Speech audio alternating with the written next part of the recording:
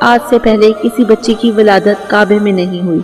اس بچے کی ولادت اعلیٰ ہے اور افضل ہے اور اللہ کی مرضی سے ہے، تو اس بچے کا نام بھی علی رکھا جائے گا، یعنی وہ بلندی جس کی بلندی پر کوئی بھی نہ پہنچ سکے گا۔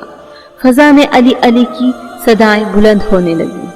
اتنے میں جناب ابو طالب علیہ السلام امام علی علیہ السلام کو لے کر اپنے گھر کی طرف جا ہی رہے تھے کہ کسی منافق نے کہا، اے ابو طالب، کیا وہ رسم نہیں کرو گے جو ہر بچے کے ساتھ کی جاتی ہے؟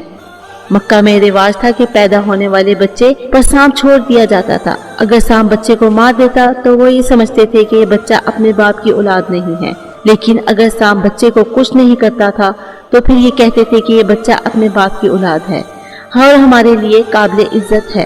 حضرت ابو طالب نے اللہ کے رسول کو دیکھا اور پھر امام علی علیہ السلام کو دیکھا اور پھر امام علی علیہ السلام کو ایک جگہ پر رکھ دیا اور کہا،